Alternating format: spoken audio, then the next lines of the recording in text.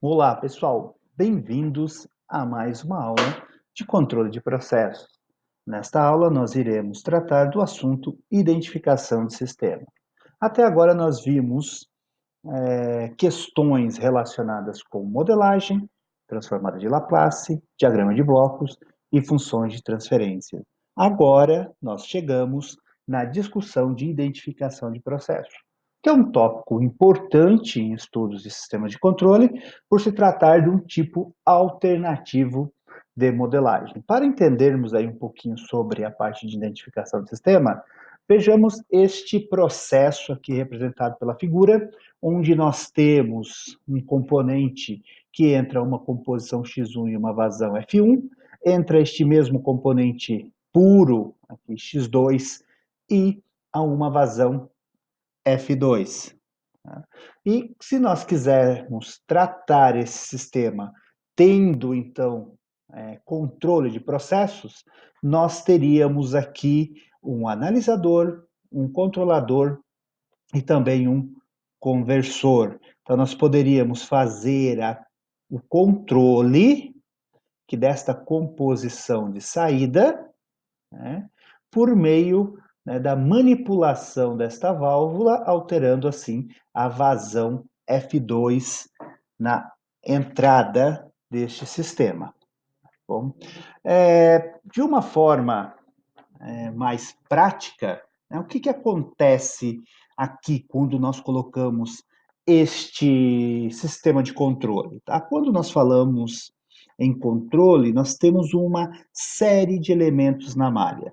Uma coisa é pensar no tanque sozinho, outra coisa é pensar no tanque contendo um sistema de controle. Quando nós discutimos lá atrás modelagem, utilizando este tanque aqui como referência para o modelo, nós realizamos um balanço material por componente neste tanque e definimos como a variação da composição na saída varia com base na alteração da vazão F1, né? E também com base na composição X1, tá? Desculpa, com base no F2 e no X1. Isso nós fizemos lá atrás em modelagem. Porém, quando incorporamos outros componentes, por exemplo, o transmissor, nosso AT aqui, ó, de composição, as conversões de sinais de entrada e de saída, olha, o AT vai jogar um sinal de 4 a 20 mA para o controlador, que joga um sinal de 4 a 20 mA para o conversor, né? Então, nós temos as conversões de sinais de entrada e saída e também o controlador. Então, quando nós colocamos tudo isso aí, cada elemento desse que nós adicionamos no sistema, irá fazer com que a dinâmica, a segurança, a exatidão, a precisão e os custos desse sistema sofram alterações. Então, cada elemento aqui apresentado, né, cada elemento de controle aqui apresentado, ele possui a sua própria dinâmica. Então, a dinâmica será a principal impactada neste caso. Tá? Como? Então, voltando aí atrás um pouquinho na parte de modelagem. Então, quando nós fizemos o modelo do tanque, concluímos que a composição de saída em termos, né, de função de transferência ficou em função da composição X1 e também em função da vazão F2, tá? Sendo, né, F2 a variável manipulada e X1 aqui um distúrbio no sistema. Claro, com o tal, com o K1 e com o K2, aqui é K2, tá?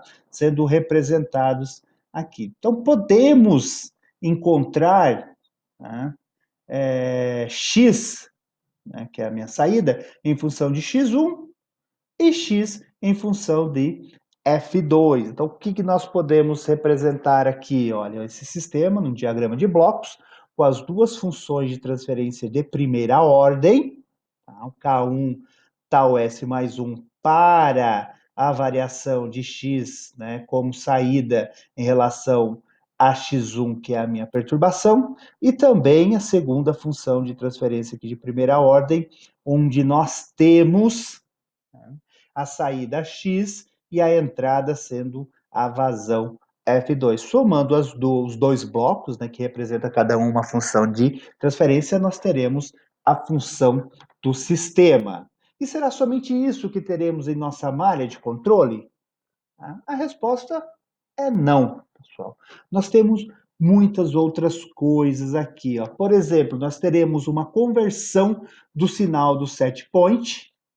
Tá? Então, o set point ele será dado de 0 a 1, porque estou controlando a composição x vai de 0 a 1, e deve ser convertido em um sinal de 4 a 20 mA, para que seja, então, alimentado no nosso controlador. Então, aqui eu estou, né, preciso jogar aqui para o controlador, aqui o controlador, né, entra aqui o nosso set point, é no controlador que está a referência. Tá bom? Lembrando uma coisa, tá? O controlador irá entender sinais elétricos e não sinal de valor de composição, valor de temperatura, nada disso. Então, voltando um pouquinho lá para a parte de instrumentação, de sinais padrão de instrumentação, nós temos o 4 a 20 sendo o sinal elétrico mais utilizado aí. A atuação da válvula tem que ter uma conversão. Olha só, a válvula aqui é de acionamento pneumático pelo nosso esquema e está saindo do nosso controlador um sinal elétrico. Então, ao passar aqui pelo conversor, nós temos que converter o sinal que é de 4 a 20 mA para 3 a 15 psig, por exemplo. Eu tenho alguns outros sinais padrões de pressão, mas o 3 a 15 psig é mais usado. Então, nós temos aqui, olha, a função para o nosso set point, então, ó, x set point sobre xs set point, que é a minha saída, tá? Que é a minha entrada, desculpa, que é a perturbação, vai ser igual a um ganho. Conversor de corrente e pressão, mesma coisa. Nesses dois casos aqui, tanto do set point quanto do conversor de pressão, eles são relativamente rápidos e não requer uma dinâmica mais complexa para representá-los. Porém, isso tudo depende do sistema de controle. Se o sistema de controle tiver baixa capacidade computacional, pode levar um certo tempo de atraso, né? Um certo tempo atrasando a leitura, tá? Porque eu tenho ali um atraso devido à capacidade computacional.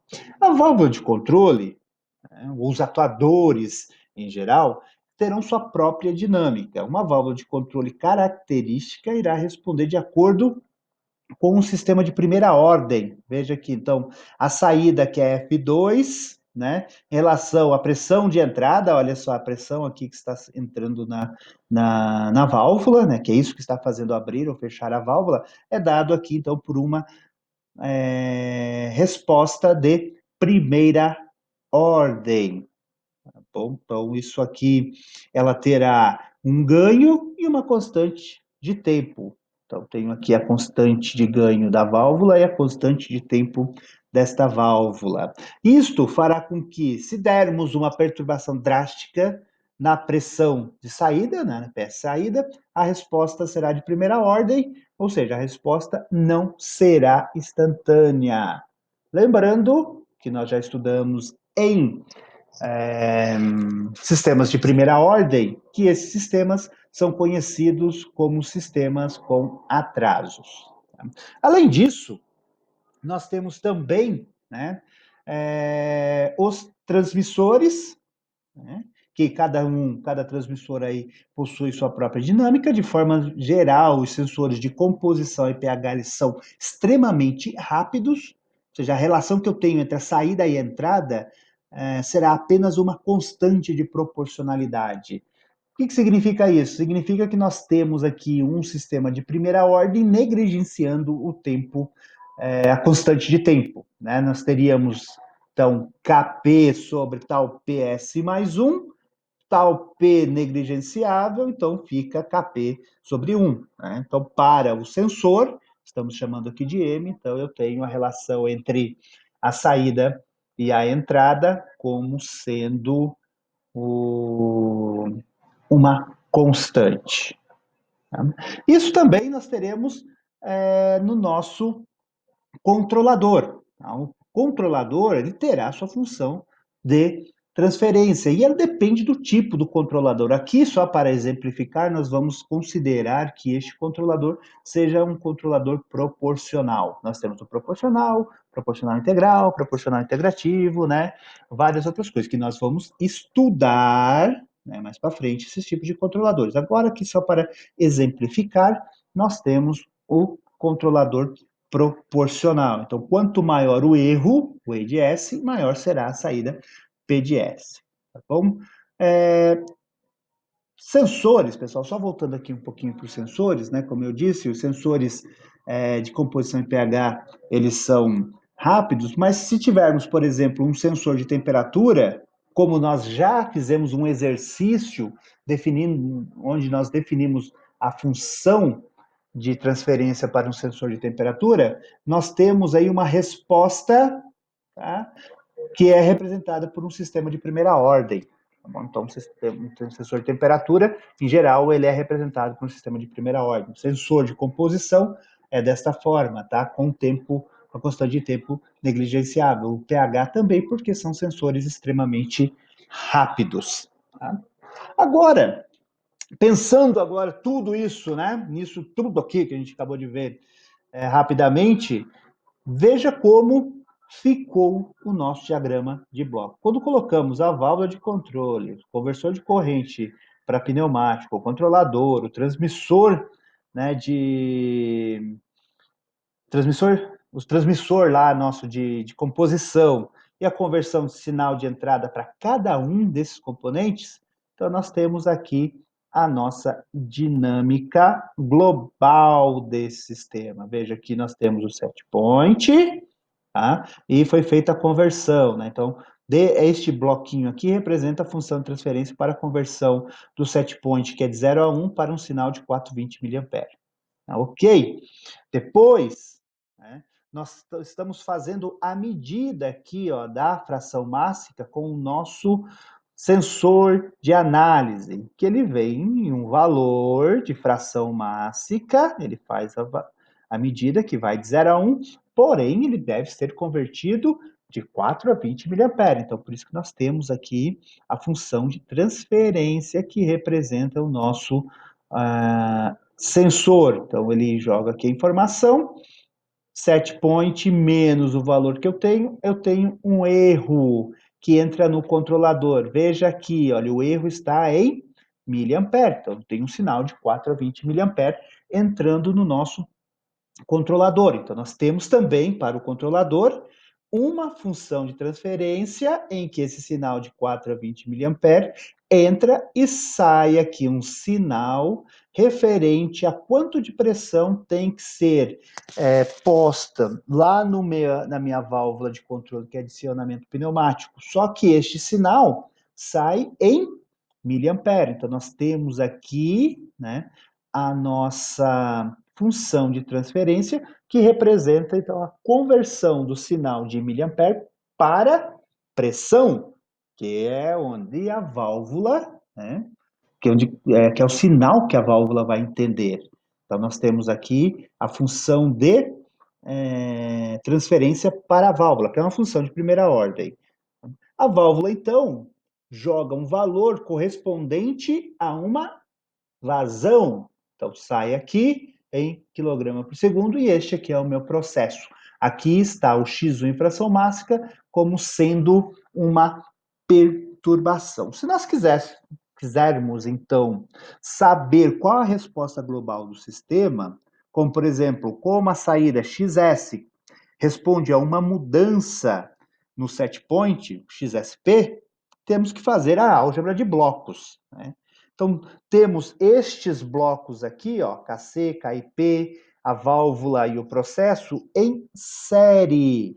Logo, eles serão multiplicados. E no ramo direto teremos um sistema de segunda ordem. Porque eu tenho esse sistema de primeira ordem multiplicado com esse sistema de primeira ordem e será dando como resultado um sistema de segunda ordem, como eu já fiz nas aulas anteriores para vocês. Dois sistemas de primeira ordem em série resulta num sistema de segunda ordem. Novamente, olha, o fato de nós adicionarmos os componentes de controle no sistema, temos a alteração da dinâmica. Em termos de controle, para sabermos, então, a dinâmica desse sistema como um todo, temos que saber a função de transferência de cada componente adicionado no sistema. Essas funções de transferência podem ser determinadas por meio de balanço material, na literatura, juntamente com o fabricante ou testes experimentais.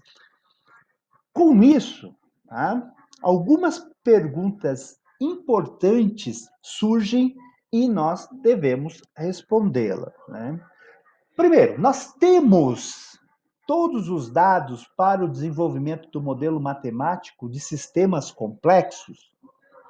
Resposta: não. Nem sempre temos as informações disponíveis existentes, tá? Por quê? Porque existem fabricantes que, por questões comerciais, não apresentam o comportamento dinâmico de seus componentes, os transmissores, os controladores, as válvulas de controle. Tá? Segunda pergunta: nós temos tempo para o desenvolvimento do modelo matemático de sistemas complexos? Nem sempre. Às vezes nós já temos um sistema instalado e o funcionamento deve ser feito o mais rápido possível. Temos que encontrar essas informações o mais rápido possível para que a planta possa entrar em operação. Tempo é dinheiro, é um jargão aí da indústria e realmente tempo é dinheiro. Então nem sempre nós temos um tempo todo que nós queríamos para o desenvolvimento do modelo matemático de um sistema complexo. Outra pergunta: os ensaios são fáceis de serem realizados na planta? Depende, tá? Depende mesmo, tá bom? Muitas vezes é possível fazer testes na planta tomando alguns cuidados, principalmente no que se diz respeito à segurança do processo, tá bom? Se nós tomarmos esses cuidados no que diz respeito, então, a essa segurança, é possível. Mas nem sempre são fáceis de serem realizados dentro dessas condições controladas. Por quê? Porque eu não posso deixar o meu processo, tá? Ter o meu processo de segurança comprometido pelos meus ensaios. É necessário exatidão nos modelos para o uso em controle de processo? Não necessariamente. Tá? Muitas vezes iremos utilizar modelos simplificados e aproximados como uma base, uma referência, para poder encontrar um ajuste preliminar de um controlador. Nem sempre temos que ter um modelo fiel, tá? Basta um modelo aproximado. Por quê? Porque depois nós vamos fazer o que nós chamamos de ajuste fino. Então, este modelo aproximado, essa simplificação, nos dará a ideia do comportamento, tá? Nos levará a identificarmos e determinarmos parâmetros necessários para o sistema de controle, e a partir desses parâmetros, então, nós podemos fazer aí alguns ajustes finos. Então, com base nisso, né, surge uma proposta alternativa de modelagem, que é a modelagem por identificação de processo. Tá? Então, um procedimento geral de modelagem empírica é apresentado aqui por este fluxograma. Está faltando aqui uma setinha, mas nós temos uma setinha aqui. Então, a primeira coisa que nós temos que fazer, o planejamento dos experimentos. Tá? Por que eu tenho que fazer um planejamento do experimento? Porque nós iremos partir para um tipo de modelagem, tá, que não é a tradicional, como nós já estamos acostumados, como nós fizemos até agora, até mesmo aqui em controle ou lá em modelagem e simulação, que é o modelo fenomenológico, com balas de massa, de energia. Então, nós partiremos de uma modelagem que nós chamamos de empírica. Tá? O que é isso? É um processo experimental. Essa modelagem é conhecida, então, como identificação de processo, e vamos partir de alguns ensaios na planta para tentar encontrar um modelo aproximado do sistema físico. Né? Então, por isso que nós temos que planejar esse experimento. Então, planejando esses experimentos, né, nós teremos que saber, né, quais são as condições de operação, definir as perturbações, fazer as medidas e qual é a duração deste ensaio. Nós, então, faremos algumas perturbações nesse sistema, tá? Para coletar informação. Então, a modelagem empírica parte, né, de que eu tenho uma perturbação, vamos atingir esta condição de operação, que é desejada, e iremos analisar o seu comportamento por meio de distúrbios aplicados na planta. Tá? A segunda etapa, então, é execução dos experimentos.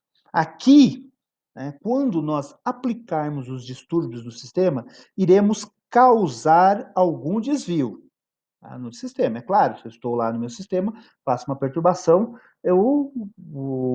a minha variável, né, de interesse, ela sai do valor que ela está e tende a passar para outro valor, outro estado estacionário. Então, nós devemos tomar cuidado com que, para que estes, né, desvios não causem, né, não influenciem, na verdade, na segurança do processo. Esses desvios não devem ultrapassar as condições de segurança deste processo.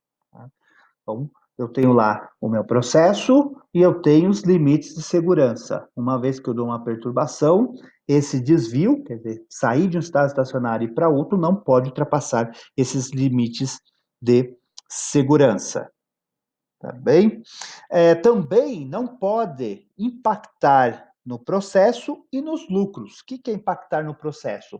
Se eu sair muito, se eu desviar muito da minha condição operacional, eu terei lá produtos, tá?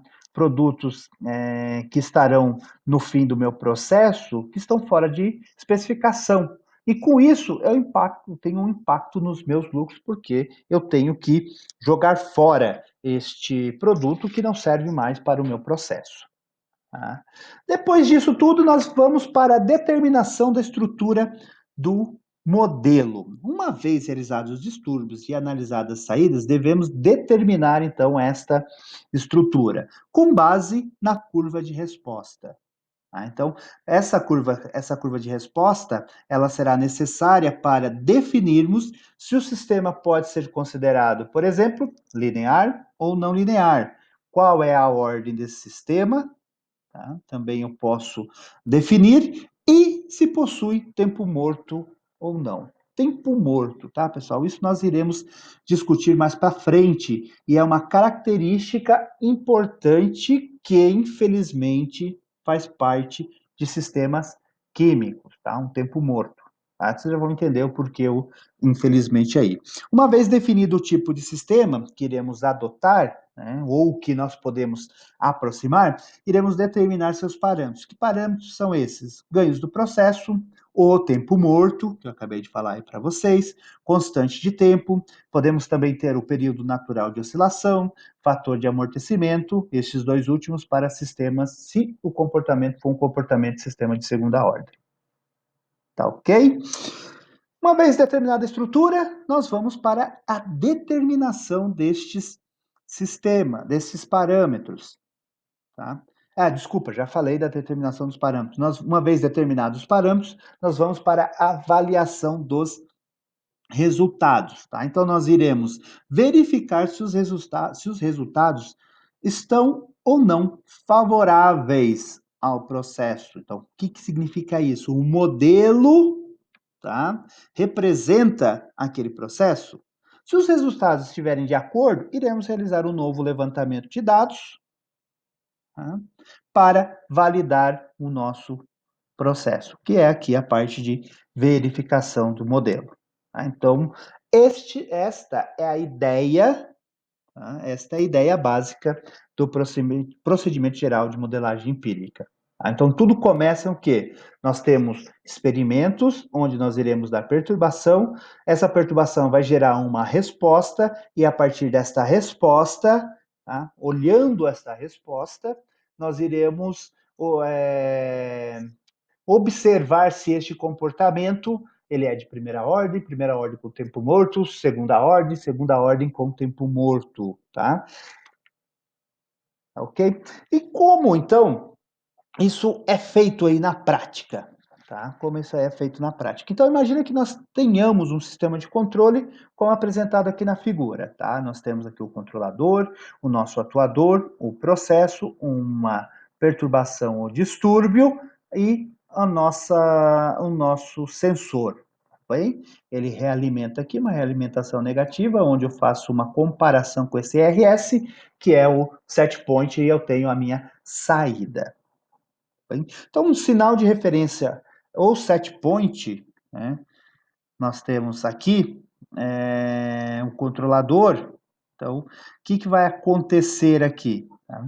Se eu tenho um set point e o controlador, eu estou com malha fechada, tá? Porque eu estou fazendo essa comparação. E para fazermos a identificação, nós temos que colocar este sistema, tá, no manual. Então, o procedimento de modelagem empírica consiste em passar um sistema, tá, que está em malha fechada para malha aberta, colocar no manual. Nós vamos desativar aqui o controlador temporariamente, tá, e vamos aplicar uma perturbação, né, por exemplo, no atuador. Nós aplicamos aqui no atuador esta perturbação para verificarmos, então, o comportamento da saída. Então, estou fazendo aqui, ó, tirei o controlador, fiz uma perturbação do tipo degrau de amplitude A, aqui na minha válvula, e estou fazendo a medida da saída, né, que é a variável de saída aqui, após o meu sensor. Então, eu tenho aqui o comportamento dessa variável de saída com o tempo, mediante a uma perturbação, né? Então, eu tenho a resposta ao step. Tá? Nós já conversamos, né? Como já conversamos, que a identificação aqui consiste em aplicar uma perturbação no sistema e verificar a resposta, este método aqui, ele é conhecido, ele é chamado de obtenção de curva de reação do processo. Então, essa metodologia é bastante simples, muito utilizada e de fácil interpretação visual. Podemos verificar visualmente qual é a ordem do sistema e se o modelo está adequado. O procedimento da aplicação da curva de reação, então, ela consiste, primeiro, temos que definir um regime permanente e atingi-lo. Tá? Qual é essa condição de regime permanente? É a condição do processo. Então, por exemplo, lá nós temos uma temperatura de processo que tem que ficar em 70 graus Celsius, então manualmente eu irei, né? Vou deixar este sistema a 70 graus Celsius, ok?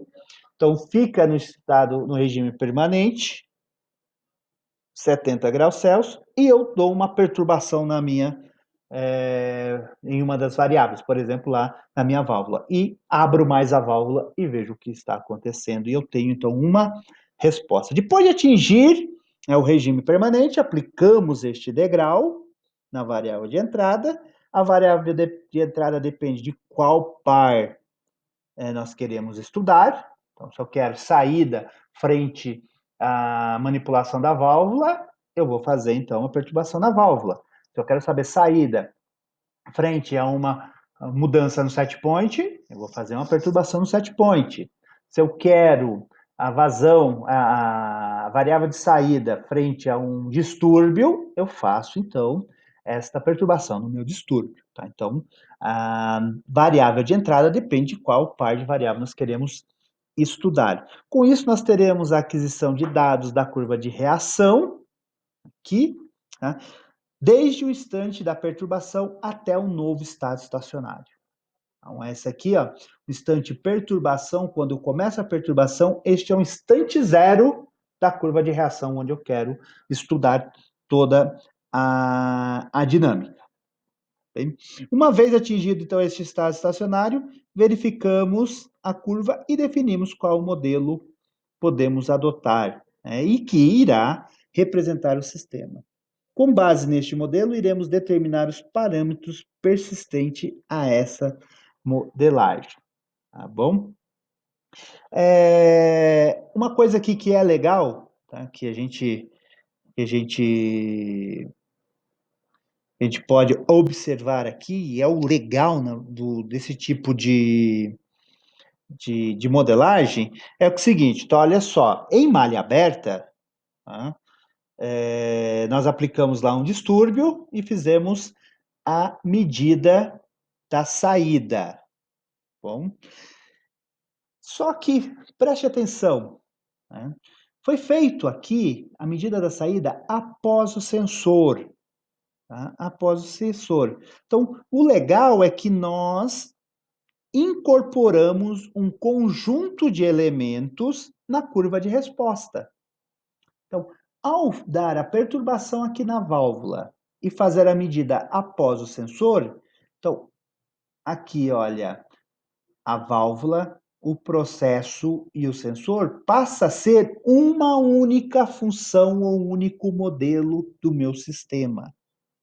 Tá? Então, o modelo encontrado irá contemplar a válvula, que nós temos aí, o processo e o transmissor. Isso aí ajuda muito, tá? Isso ajuda muito no processo de implementação do sistema de controle. Assim, não há necessidade de realizar a modelagem de cada elemento da malha de controle. Tudo está englobado em uma única curva de reação. Então, esses 3 blocos aqui passam a ser um único bloco e a realimentação passa a ser uma realimentação unitária. Ah, olha que legal, GP é tudo isso aqui. Então, este comportamento, eu conseguindo identificar este comportamento, eu transformo esse comportamento em uma função de transferência única. E aí eu tenho controle, processo, perturbação e uma realimentação unitária. Controle, processo, tá? E realimentação unitária. Tá? Isso é o legal, tá? Então, uma vez obtida a curva de reação, nós iremos verificar qual o tipo de modelo, né? E se ele se encaixa nessa curva de reação obtida, tá? E determinar esses parâmetros todos aí, tá bom? Então, os modelos comumente utilizados, já dei um spoiler ali antes para vocês, são os sistemas de primeira ordem, tá? Sem tempo morto, sistemas de segunda ordem sem tempo morto, sistema de primeira ordem com tempo morto e sistema de segunda ordem com tempo morto. Então, esse exponencial menos TDS implica em um tempo morto. Tá?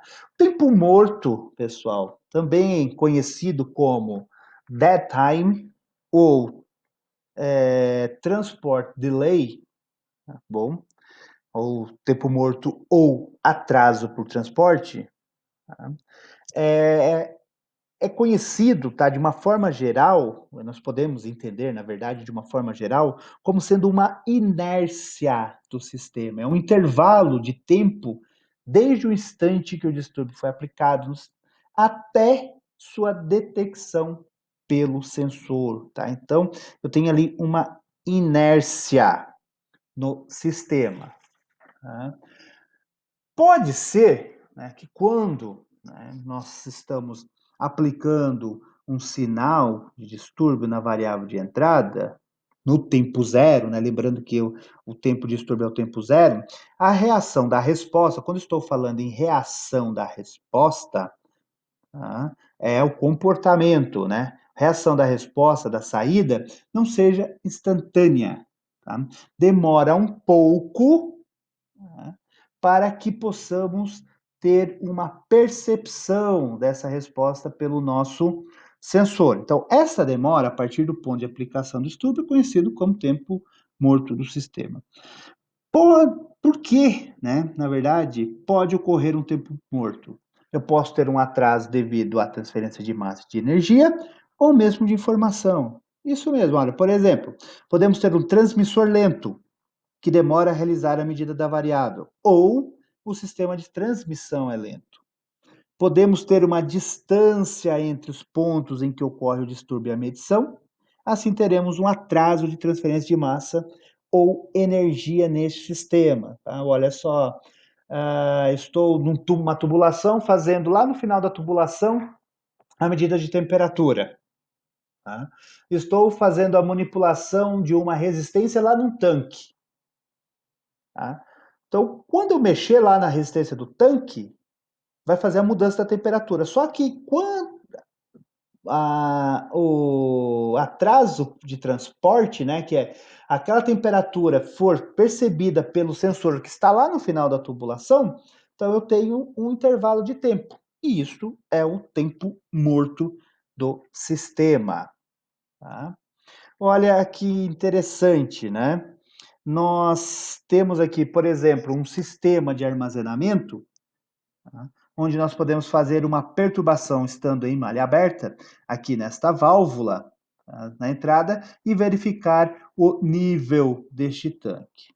Tá? Nós já discutimos, tá? Tanques de armazenamento lá em modelagem, tá? E também em dinâmica de sistema. E nós vimos que tanques de armazenamento têm uma dinâmica de primeira ordem.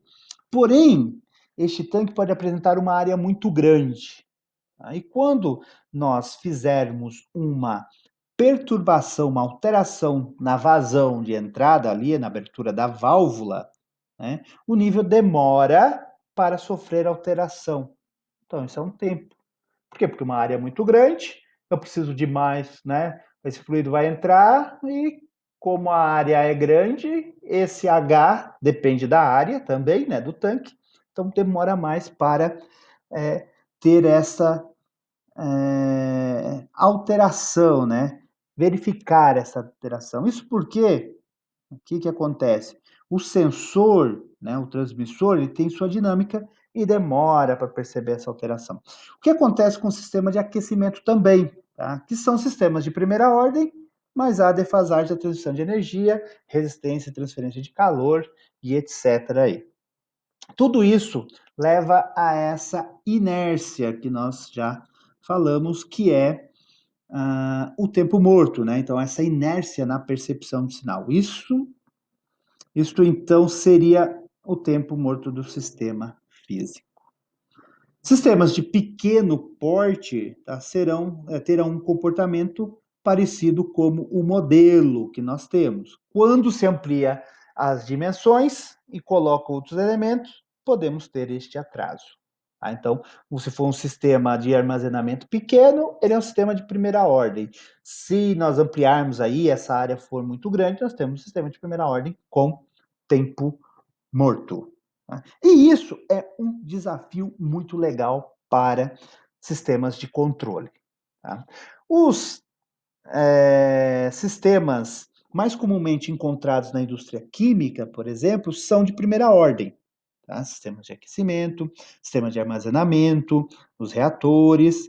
E como eles possuem esse atraso, essa inércia, será comum o uso de sistemas de primeira ordem com tempo morto. Tá? Então, veja aqui, olha, o tempo morto, né, nós temos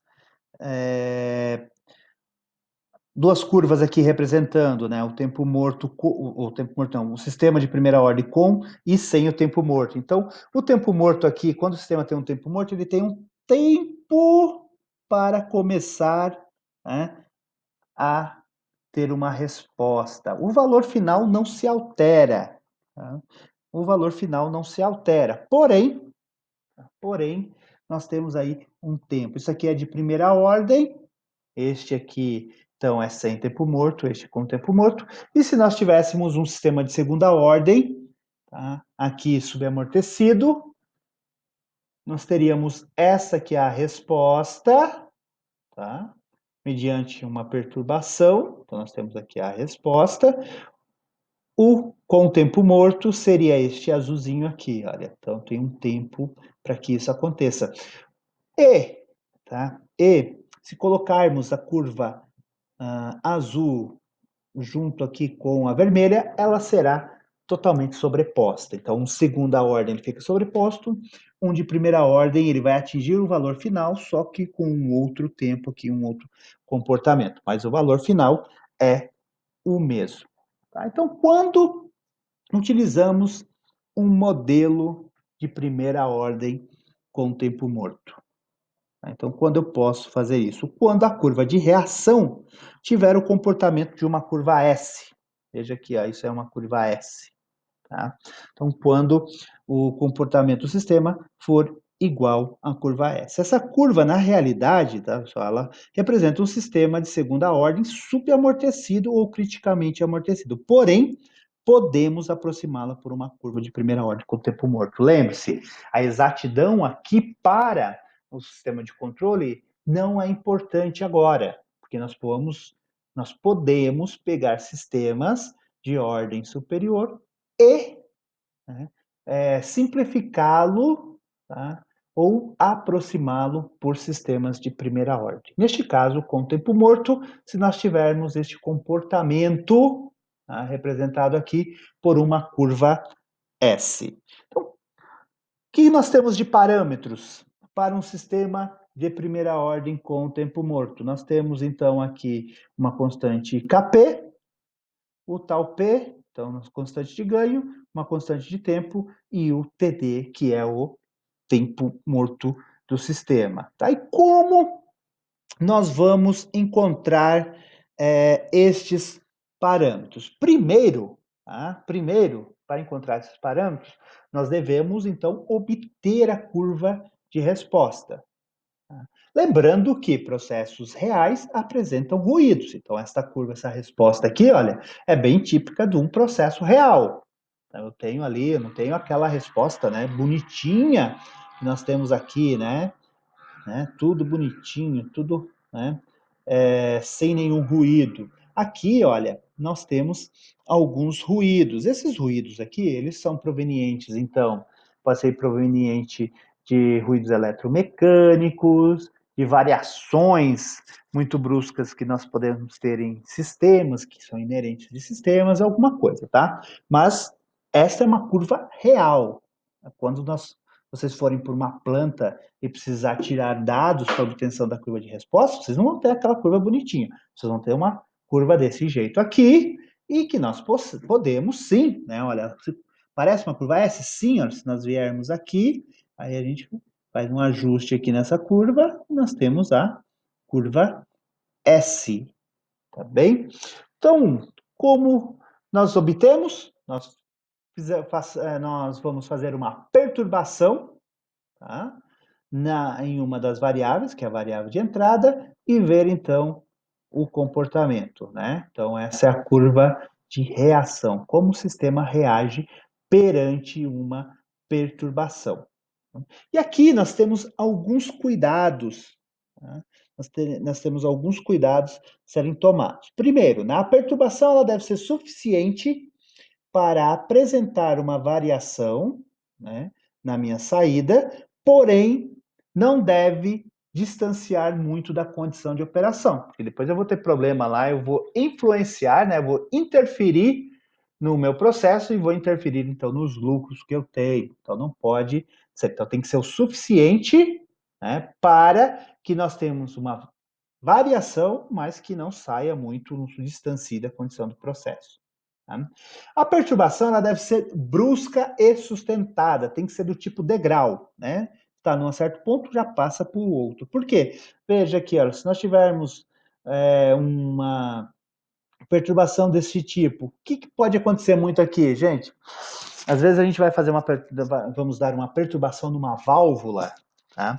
E nós vamos lá e essa válvula, né, você tem que ficar girando a válvula para abrir a válvula, ok?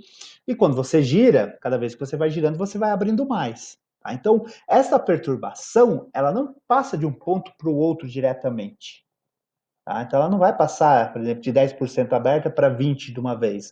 Até você chegar em 20%, aconteceu isso. Então, temos que tomar cuidado com esse tipo de perturbação, porque essa curva S, né, nós não teríamos como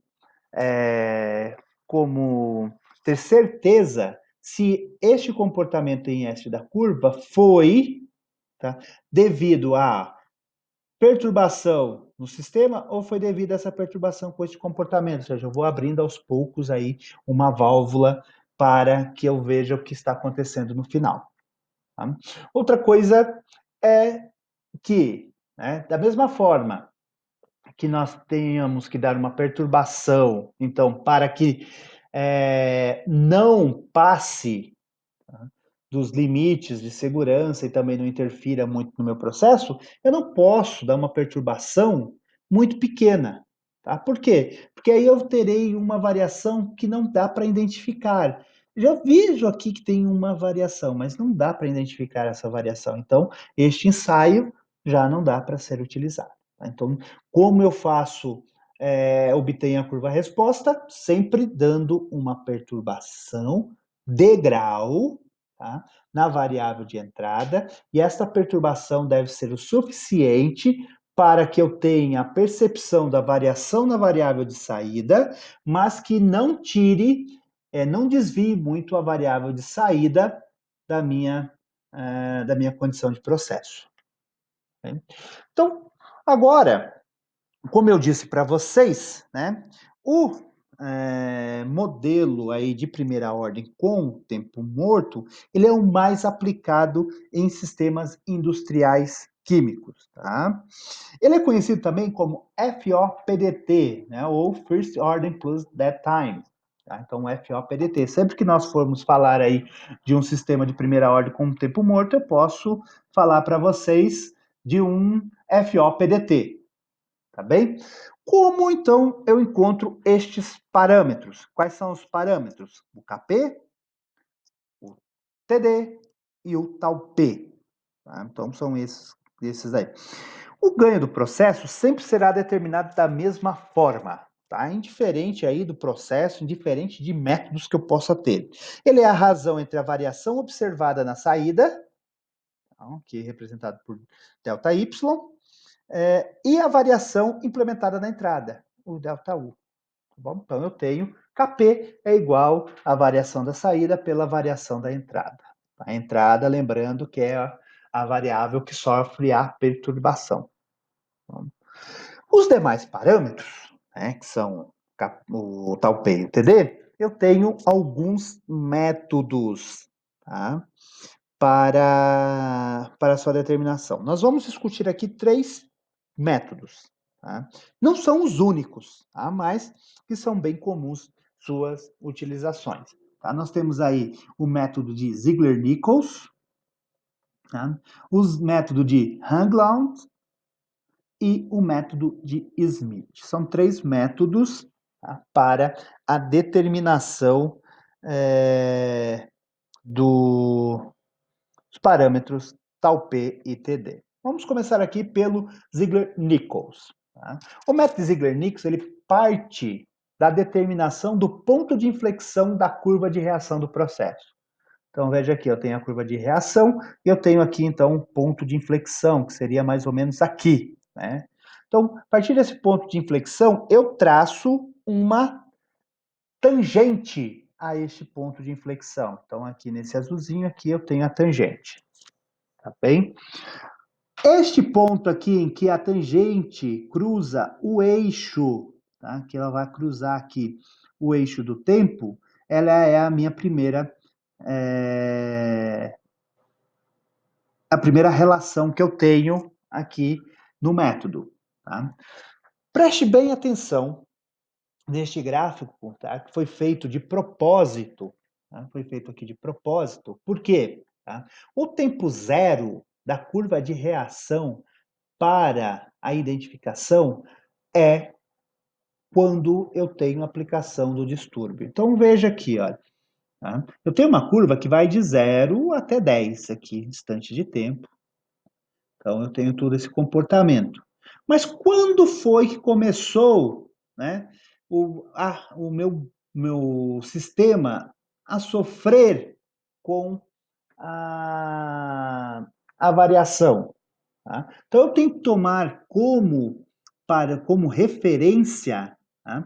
O tempo da perturbação. Então, meu tempo zero, olha, nós fizemos uma perturbação aqui no tempo 2. Então, este tempo 2 aqui que é o tempo zero. Então, é a partir deste carinha aqui é que nós vamos definir todos os parâmetros. Tá? Então, deste tempo zero até, né, onde a tangente ao ponto de inflexão da curva de reação cruza o eixo x, é conhecido como tempo morto. Então, vai aqui de 3, de 2 até 4. Então, nós teríamos aqui um tempo morto de 2 unidades de tempo.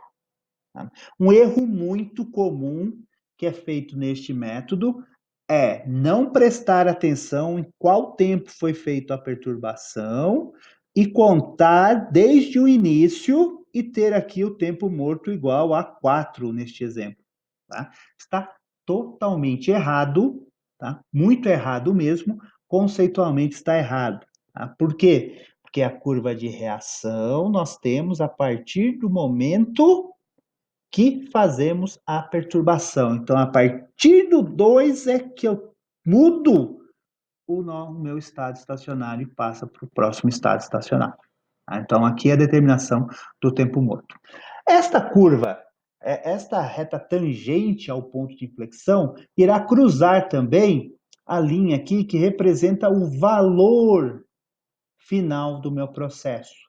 Tá? Neste cruzamento, tá? Se nós descermos aqui, né, uma linha, neste cruzamento, nós temos, então, um tempo que vai do tempo morto, quando realmente eu começo a perceber, né, as mudanças, né, até onde eu vou, que nós chamamos de paro de perceber a mudança ou está próximo de atingir o valor final. Este é a constante tempo. Tá? Então, nós teríamos aqui, ó, de 4 para quase 7, como sendo, então, a minha constante de tempo, o tal P, aproximadamente aí 3 unidades, tá, de tempo. Então, TD e tal P. Então, a obtenção dos parâmetros aqui pelo método de Ziegler-Nichols é totalmente gráfico. Tá? Então, nós temos os parâmetros sendo determinados totalmente por gráfico. O segundo método aqui, que é o método de Hangland, né, ele parte do mesmo conceito do método de Ziegler-Nichols, que é pelo ponto de inflexão, tá? Pelo nosso ponto de inflexão, e a tangente a esse ponto. Tá? Só que, né, ao contrário, né, do Ziegler-Nichols, tá, que nós iremos levar em consideração o valor final aqui, tá, nós iremos levar o valor final, em consideração o valor final da minha resposta para a determinação do tal P, nós vamos levar em consideração a definição de constante de tempo, que nós já fizemos essa definição, que é, o tempo necessário para que o sistema, para que a resposta evolua 63,2% do seu valor final, tá? Do seu valor final.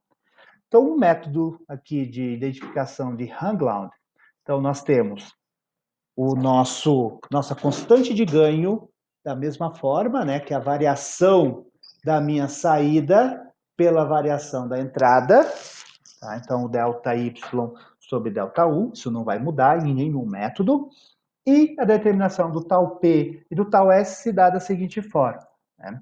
O tal D nós tiramos pela inclinação, aqui, quando a reta tangente ao ponto de inflexão passa pelo eixo X, né? O eixo do tempo. Tá, ok? Lembrando, né, que temos que tomar cuidado aqui quando começa a perturbação. Já a constante de tempo, nós iremos aqui, né, em 63,2% do valor final na curva de reação, e nós teremos então o valor do tal P, né, que é deste ponto aqui onde a tangente da tangente, que a reta tangente à curva de inflexão passa pelo x, até onde nós temos o tempo necessário para 63,2% do valor final. Okay? O método de Smith, tá, pessoal? O método de Smith, ele, ele parte da premissa que todos os parâmetros são determinados diretamente pela curva de reação e não com base na reta tangente ao ponto de inflexão, como no caso do Ziegler-Nielsen, que nós determinamos tanto o tempo morto como a constante de tempo, e do Hang-Laude, o tempo morto. Tá? No método de Smith, nós vamos utilizar dois pontos diretamente na curva de reação. Esses dois pontos, então, se referem a 28,3% da resposta final e 63,2% do valor final. Esses pontos eles não são aleatórios, tá? Segundo Smith, são os pontos onde há maior tendência de variação, são os pontos onde a subida é mais intensa. Então, nós viemos aqui, olha, nós sabemos qual é o valor final, pegamos 28,3%, vamos na curva de resposta, e nós temos o que nós chamamos de T1. 63,2% até a curva de resposta, e temos o que nós chamamos de T2, tá? Lembrando que é a partir, né, aqui, ó, deste ponto aqui, da nossa perturbação. Então, puramente matemático agora. Tá? Então, nós temos que a nossa constante de tempo pelo método de Smith será 3 meios de T2 menos T1, né? T2 menos T1, essa é a diferença entre essas respostas. E o tempo morto será o T2 menos a constante de tempo, tal P, que nós acabamos de encontrar. Então, esses três métodos são os métodos mais utilizados e que nós iremos trabalhar aqui para a parte de identificação, levando em consideração que a minha resposta, tá, pode ser aproximada a um sistema de primeira ordem com tempo morto. Tá? Então, vejo vocês na próxima semana, tá, no qual nós daremos continuidade ao nosso estudo de controle de processos. Abraço e até mais.